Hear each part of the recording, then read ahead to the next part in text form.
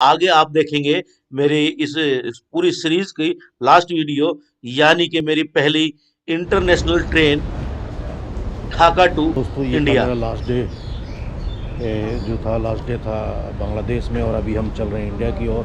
और ये है मेरी पहली इंटरनेशनल ट्रेन जर्नी, जिसे लेकर मैं बहुत ज़्यादा एक्साइटेड हूँ। और अभी मैं हूँ ढाका कैंटोनमेंट रेलवे स्टेशन पर, और ये ट्रेन खड़ी है। यही इंटरनेशनल ट्रेन है जो जाएगी ढाका बांग्लादेश से कलकत्ता को। तो अभी हम चलेंगे। सुबह 6:15 बजे की रिपोर्टिंग थी और 8:15 बजे इसका ट्रेन की टाइमिंग है यहाँ से चलने की। इमिग्रेशन वगैरह हो गई है। एक सलाह देना चाहूँगा कि जब भी आप आते हैं, जब भी आप बाई मैत्री ट्रेन से जो है कलकत्ता की तरफ जाते हैं, तो गुलशन के आसपास ही मतलब जो है रुकिएगा। एक रात पहले रुकना हो तो गुलशन के आसपास ही रुकिएगा, या फिर कहीं ऐसी जगह रुकिएगा जहाँ से आपको सुबह जल्दी जो है आने का व्हीकल, बाइक, अगर अकेले हैं तो बाइक, और अगर कोई साथ में है तो उबेर या पठाओ मिल जाए। क्योंकि अर्ली मॉर्निंग 6:15 बजे रिपोर्टिंग होती है। 6:15 हालांकि ट्रैफिक नहीं होता, क्योंकि जो कलकत्ता का ट्रैफिक जो है वही बड़ा ख़तरनाक है। लेकिन अर्ली मॉर्निंग जो ट्रैफिक नहीं होता, लेकिन फिर भी अपना टाइम से निकलेंगे तो सही रहेगा। तो दोस्तों ये जाती है मैत्री एक्सप्रेस।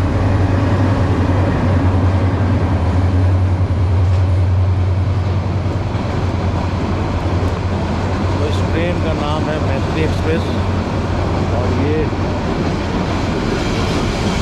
जो है दिल्ली मतलब ढाका से कलकत्ता की तरफ चलती है। और मैं बता दूं, बहुत लोगों ने गलत इन्फॉर्मेशन इसके बारे में दी है, ऑनलाइन भी गलत इन्फॉर्मेशन दी है। ये जो है सिर्फ मैंने जो पता किया है, ये सिर्फ बुधवार का, सिर्फ बृहस्पतिवार को नहीं चलती है ढाका से कलकत्ता, बाकी सब दिन चलती है। और इसका टिकट आप ढाका कैंटोनमेंट रेलवे स्टेशन और कोमलापुर रेलवे स्टेशन दोनों से करा सकते हैं, लेकिन इसकी बोर्डिंग जो है वो सिर्फ यहीं से होती है, ढाका कैंटोनमेंट रेलवे स्टेशन। तो अभी इसमें टाइम है, इमिग्रेशन वगैरह मेरा हो गया है, सीट मेरी है, इधर चेयर कार का मैंने लिया, और 3500 कुछ टका है, यानी कि 2600 के आसपास जो है इसका जो एसी चेयर का कार है। और 4500 टके से ऊपर का जो है इसका बर्थ है, अगर आप बर्थ लेना चाहें। तो मैंने एसी चेयर कार ली है 3500 कुछ टके की, जो कि इसके बारे में भी काफ़ी, इसके किराए के बारे में काफ़ी जो है मिस इन्फॉर्मेशन ऑनलाइन वगैरह दी गई है। जो हकीकत है वो ये है।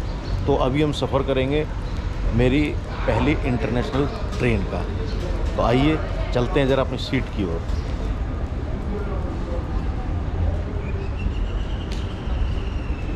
ये भाई अपनी सीट है, सीट नंबर इस 14। ওই সাইডে হতে পারে দরজার ওই সাইডে এটা তো 7 কত কত 7 আছে 8 6 7 এটা তিনটা तो ये है सीट नंबर 14। ये दिखा सीट नंबर 14 जो है अपना है।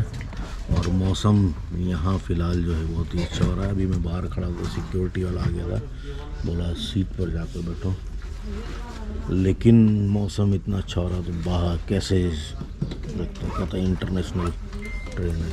और नज़ारा कुछ इस तरीके का है।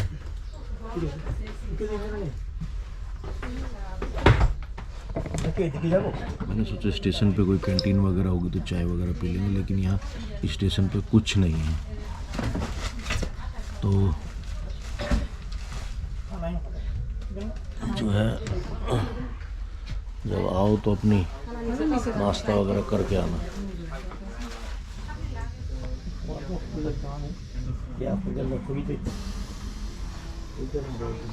इधर होते हैं।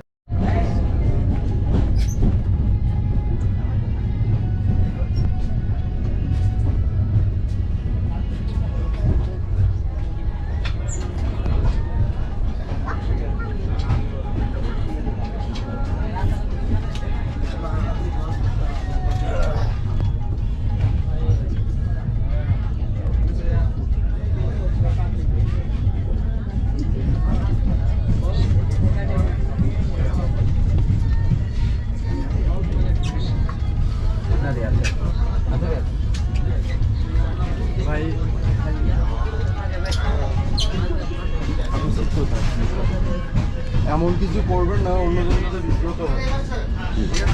ओके অলরেডি আপনার নামে অভিযোগ করছে অনেকে। भाई दोनों तरफ जो है ना इस तरह की झील, एक बीच में नदी भी है, इस तरह की झील जो है देखो।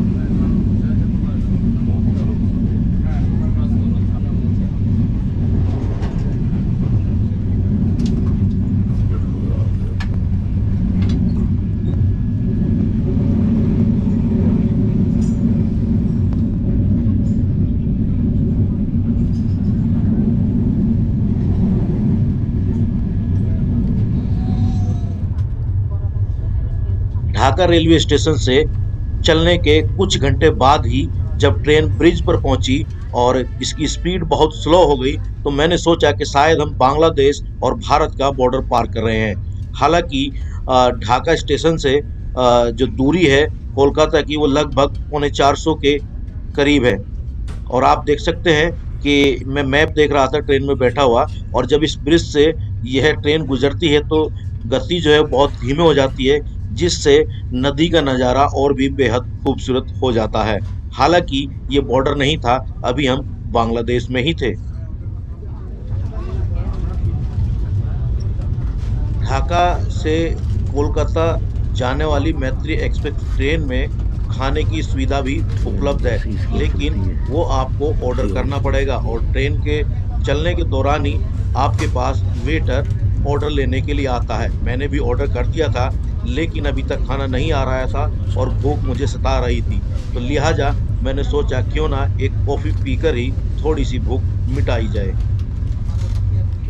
कुछ घंटे बाद ही मेरा ऑर्डर किया गया खाना मेरे पास आया। आपको इस ट्रेन में वेज और नॉन वेज दोनों तरह की सुविधाएं मिल जाएगी। हालांकि मैंने जो मील मंगवाया था वो वेज मंगवाया था और उसकी कीमत थी बांग्लादेशी 190 टका की। और खाने में आप देख सकते हैं मुझे चावल के साथ दाल, आलू की दाल है, सब्जी और भिंडी ये दी गई थी, जिसका टेस्ट ज़्यादा खास तो नहीं था, लेकिन पेट भरने के लिए काफ़ी था।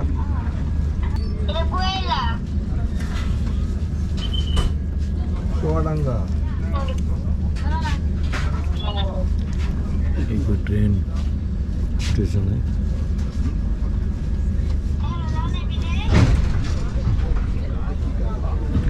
बांग्लादेश का यह भी, अब बांग्लादेश बॉर्डर हमने क्रॉस नहीं किया। भाई एक तो स्लो इतनी चल रही है, दूसरा एसी तेज हो रहा है, उसमें लग रही है ठंड, तो नींद भी नहीं आ रही।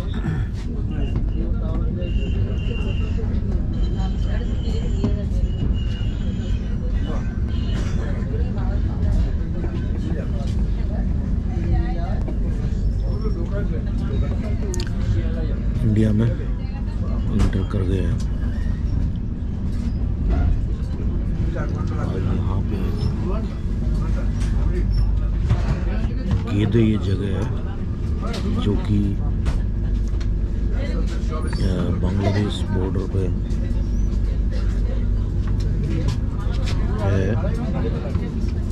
अब हम बांग्लादेश और इंडिया का ये बॉर्डर है, और एक्चुअली हम जो इंटर कर गए इंडिया में इंटर कर गए, तो वेलकम टू इंडिया आगे, एंड बाय बाय बांग्लादेश। देखते हैं अब अभी तक क्या था कि कोई भी जो बांग्लादेश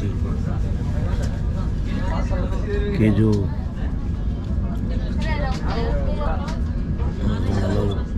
बांग्लादेश के जो पुलिसकर्मी थे वो ज़्यादा किसी को उठने नहीं दे रहे थे, आने जाने नहीं दे रहे थे। अब मेरे ख्याल से यहाँ के बाद सब स्मूथ हो जाएगा। लोग आदमी और पहचान मैं बता दूँ मैंने कैसे जाना क्या, मेरा एक एक धीरे धीरे करके जो है ना टावर गया हुआ, नेटवर्क गया हुआ था, धीरे धीरे एक लाइन। और ये देखो, ये जो है पूरी लाइन जो है गायब।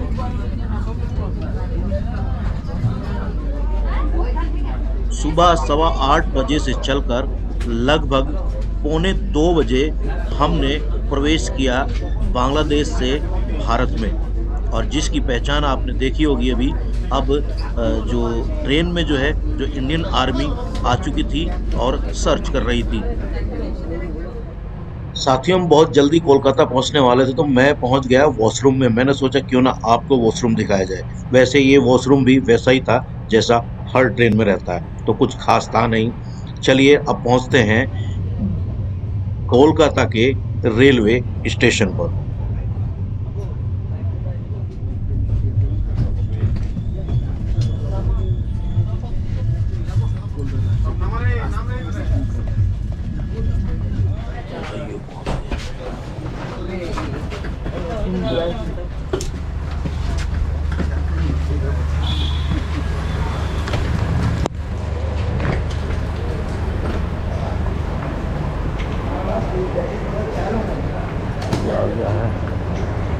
वेलकम।